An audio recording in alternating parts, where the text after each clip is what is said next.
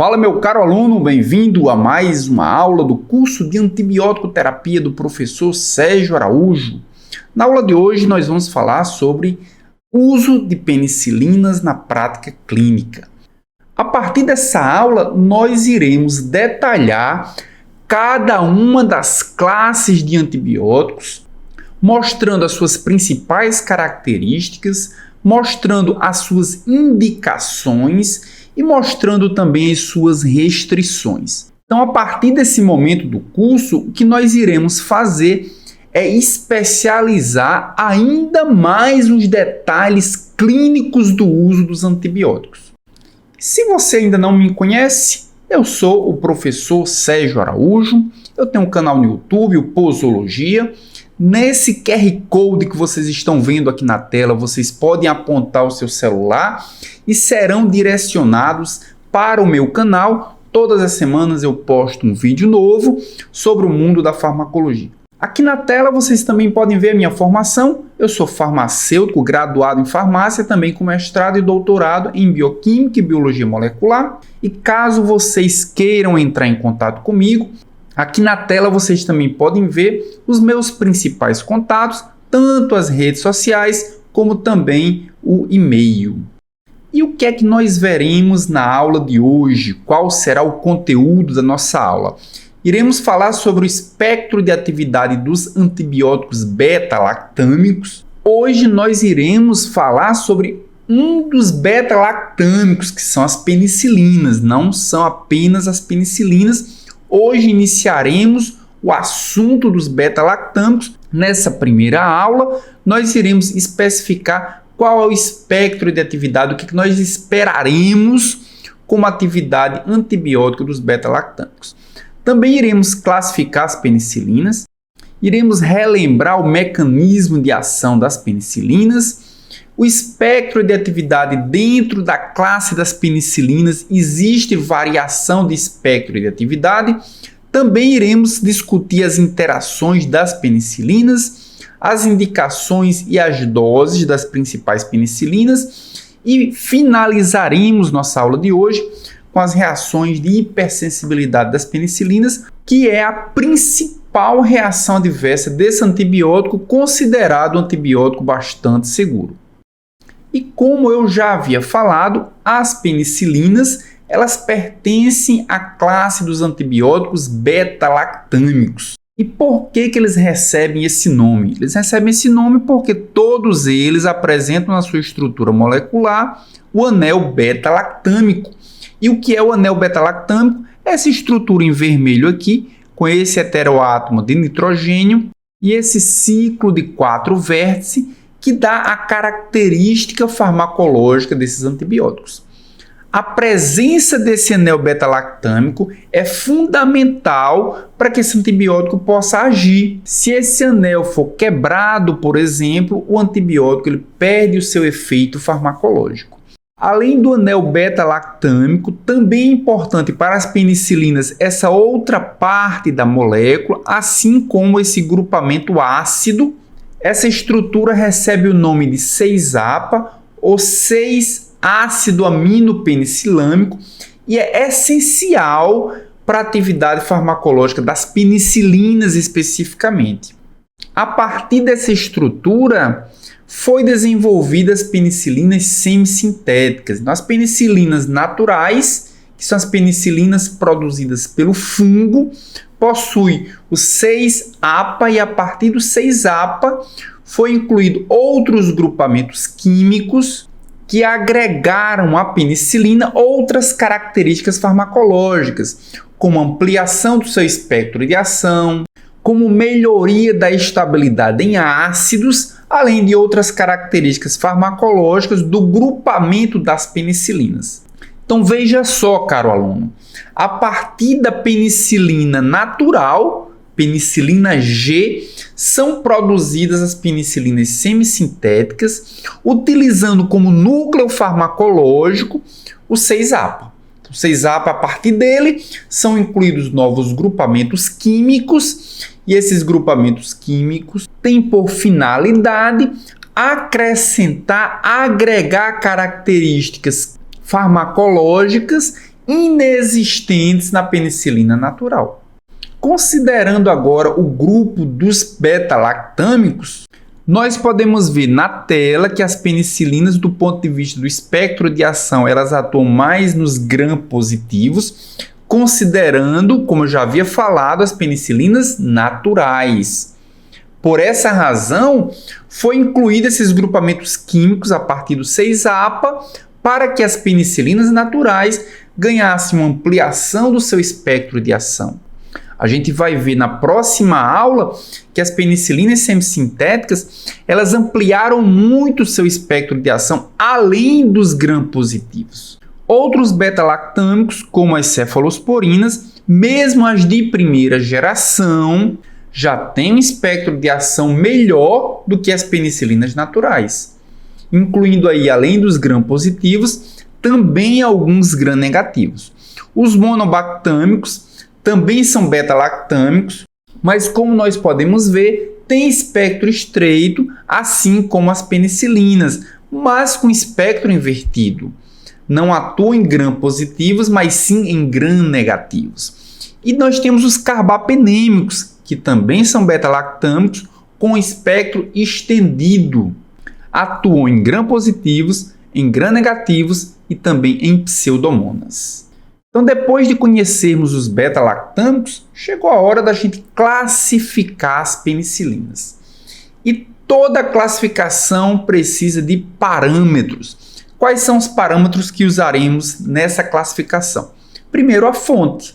E é exatamente a fonte o que motivou a divisão das penicilinas nesse curso em penicilinas naturais e penicilinas semissintéticas. Na aula de hoje, estamos conhecendo as penicilinas naturais. Na próxima aula, falaremos sobre as penicilinas semissintéticas. Além da fonte, as penicilinas também são classificadas de acordo com o espectro e são classificadas em penicilinas de espectro estreito, penicilinas de espectro amplo, penicilinas de espectro intermediário ou penicilinas de espectro estendido. O terceiro critério para a classificação das penicilinas é a sua resistência a enzimas. Que enzimas? Principalmente beta-lactamases. A gente vai ver mais à frente que o principal mecanismo de resistência para os antibióticos beta-lactâmicos é a existência de enzimas beta-lactamases produzidas pelas bactérias. Como eu havia falado no início dessa aula, o anel beta-lactâmico ele é fundamental para a ação farmacológica da penicilina. Se a bactéria produz uma enzima que consegue quebrar esse anel beta-lactâmico, ela automaticamente está quebrando a ação farmacológica do antibiótico. Por isso, nós dividimos as penicilinas naquelas que são resistentes à ação da beta-lactamase e aquelas que não são resistentes à ação da beta-lactamase. Toda bactéria produz beta-lactamase? Não. Nem toda bactéria produz beta-lactamase. Mas aquelas que produzem beta-lactamase são automaticamente resistentes à ação dos beta-lactâmicos. Por isso, há uma necessidade de utilizar penicilinas resistentes à beta-lactamase. E o quarto critério é a resistência a ácidos. As primeiras penicilinas eram muito sensíveis aos ácidos.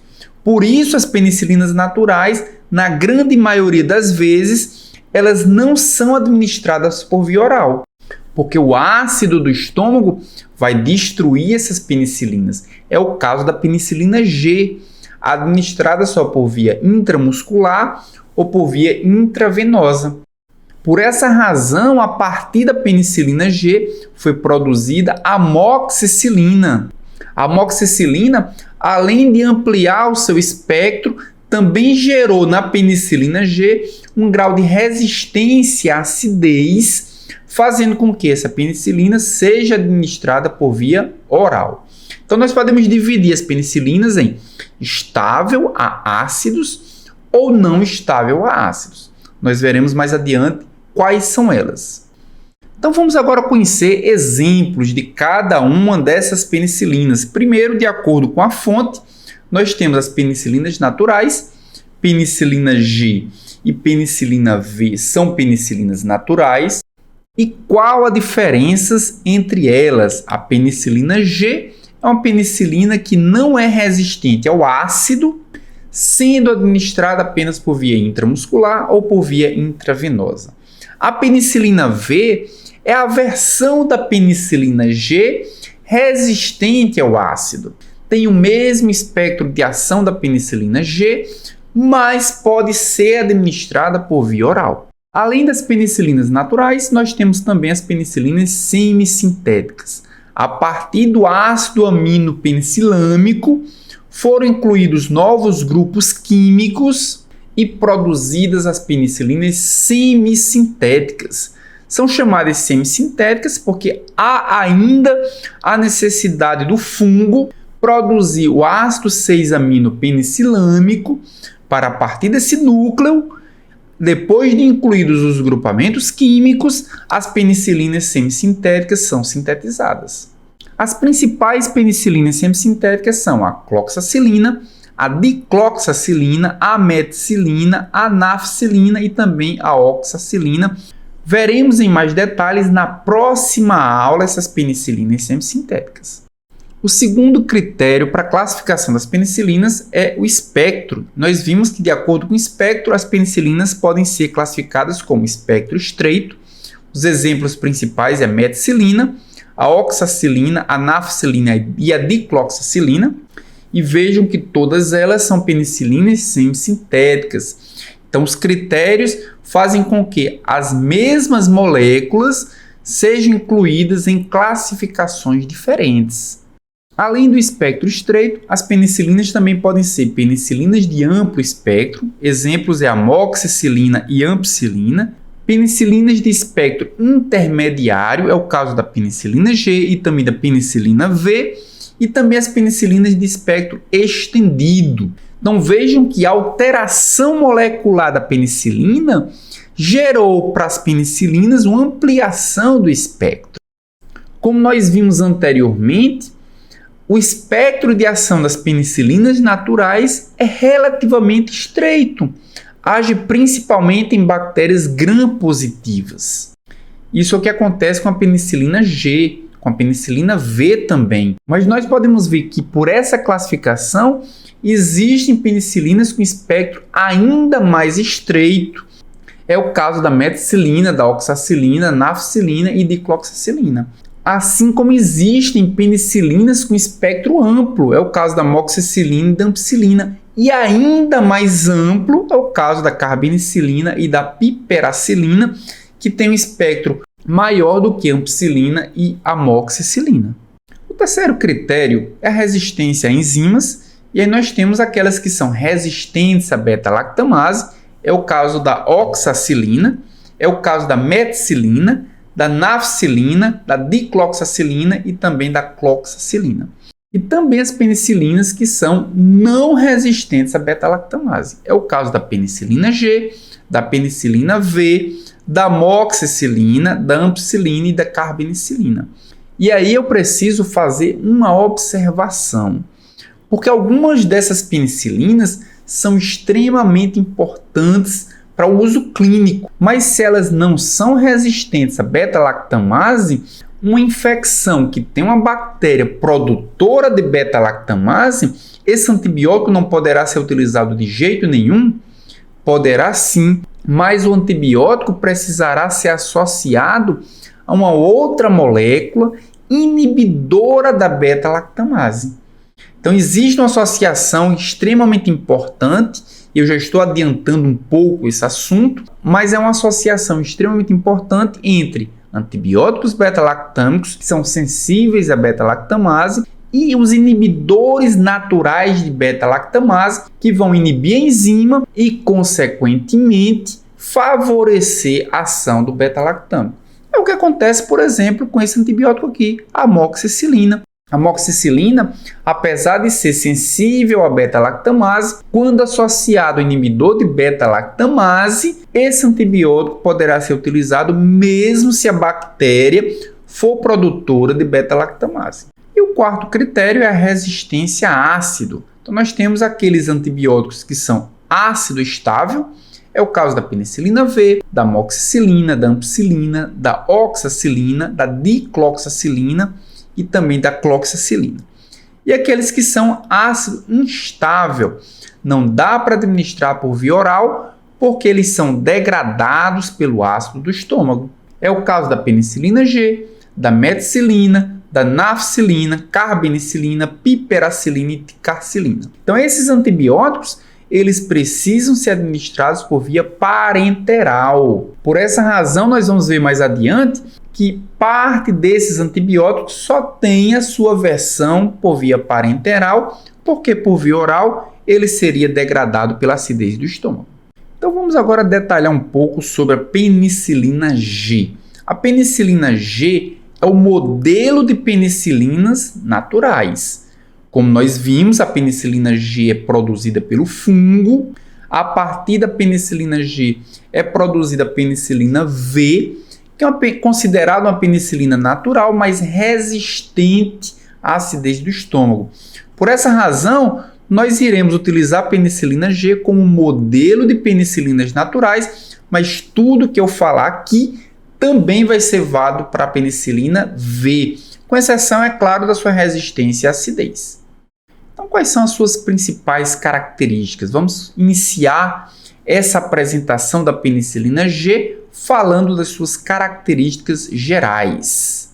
Então, a primeira característica geral é a sua eliminação. Penicilina G, por não ser resistente à acidez, é administrada principalmente por via intramuscular. Também pode ser administrado por via intravenosa, mas como nós veremos mais adiante, essa via ela vai ser destinada principalmente para as infecções mais complicadas. A penicilina G, a via de administração referencial é a via intramuscular. E nós podemos ver nesse gráfico aí que mostra os níveis séricos de penicilina circulantes após a administração intramuscular de diferentes apresentações de penicilina G. Nós podemos ver o seguinte, que a concentração inicialmente da penicilina G cristalina, ela atinge uma concentração que chega a aproximadamente 8 unidades por ml, o que é muito bom.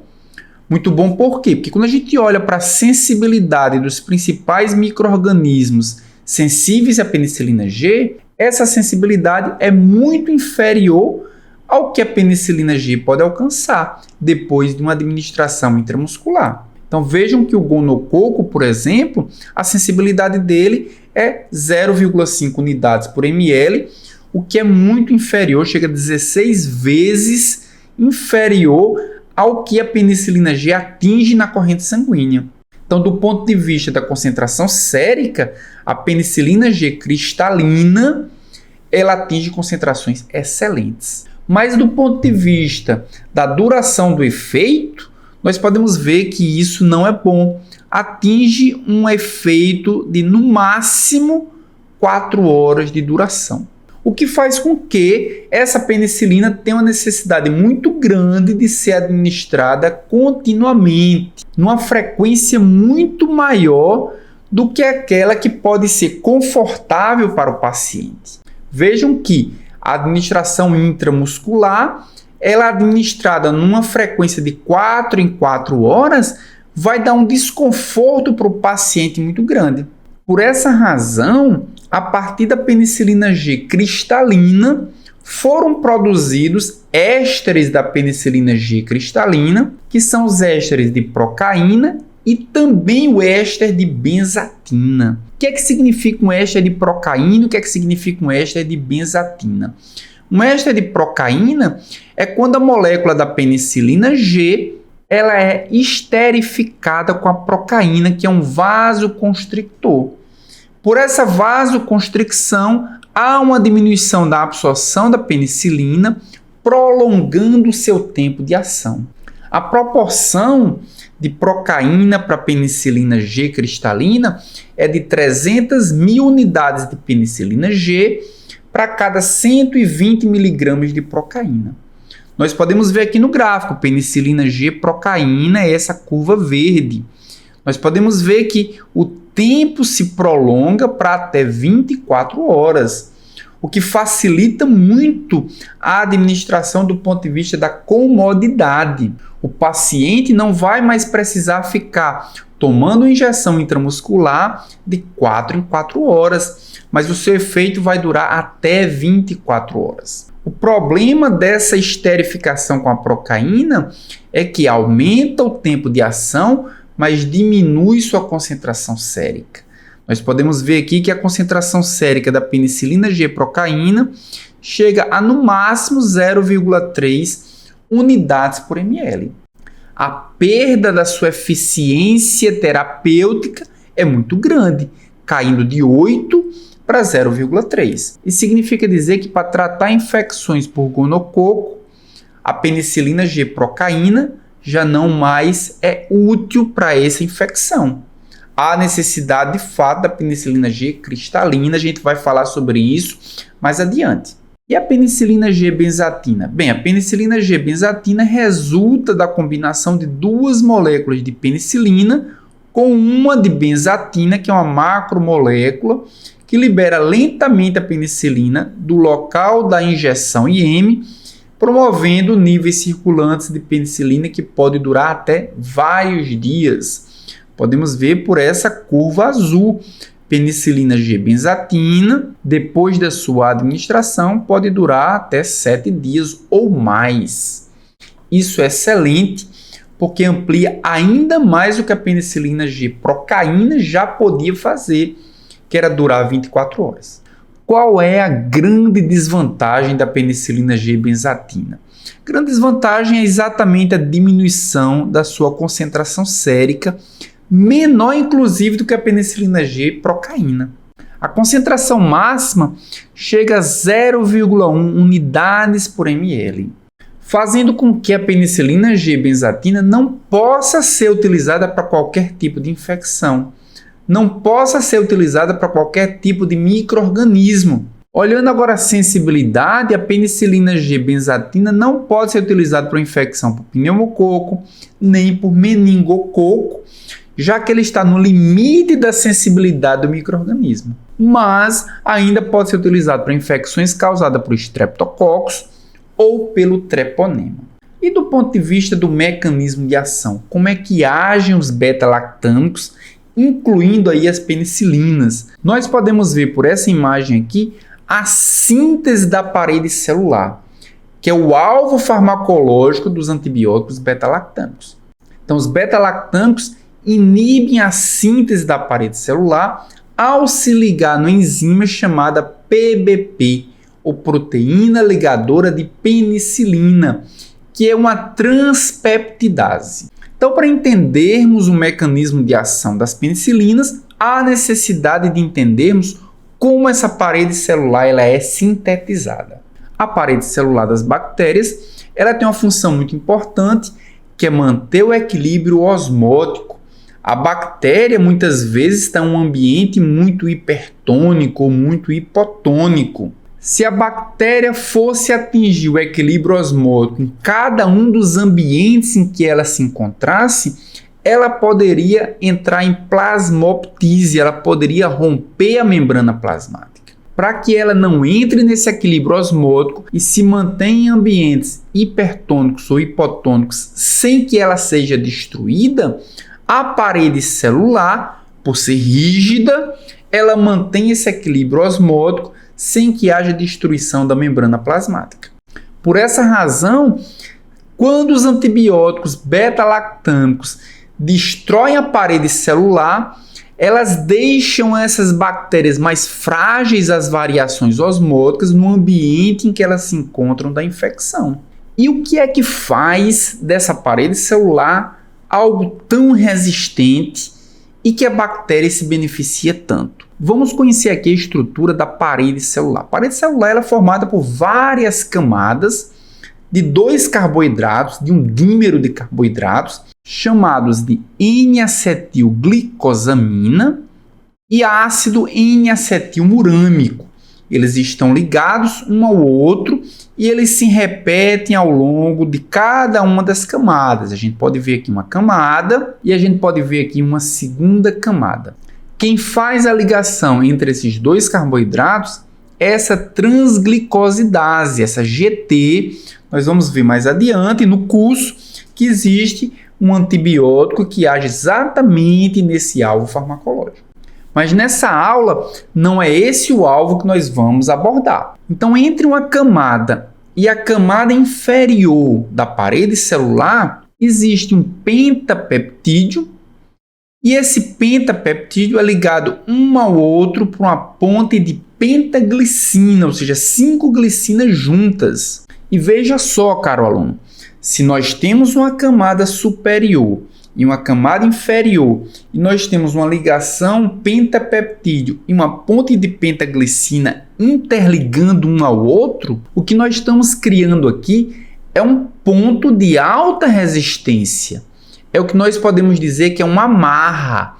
Se nós pensarmos numa analogia, é como se fosse uma corda em cima, uma corda embaixo, e uma corda amarrando essas duas cordas de modo a criar uma malha, de modo a criar uma rede intrincada e difícil de ser desfeita. Parte dessa ligação entre a camada superior e a camada inferior é feita pela PBP, que é uma transpeptidase, que vai reconhecer 2 desses aminoácidos do pentapeptídeo, a D-alanina, e fazer a ligação com a ponte de pentaglicina. Então, essa ponte de pentaglicina vai se ligar em um dos aminoácidos do pentapeptídeo e a D-alanina do outro pentapeptídeo da sequência, formando essa amarra, formando essa ponte cruzada que vai dar resistência à parede celular.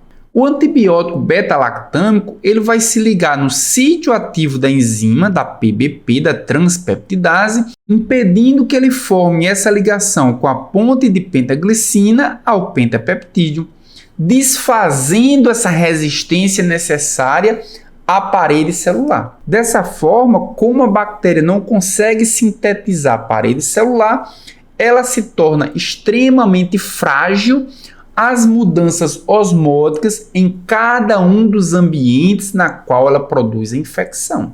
Aqui nesse slide nós temos também uma informação bastante relevante, que é em concentrações baixas, o antibiótico ele não consegue destruir a bactéria, mas em concentrações baixas ele torna os micro-organismos extremamente frágeis, fazendo com que, com o tempo, eles sejam destruídos por alterações osmóticas.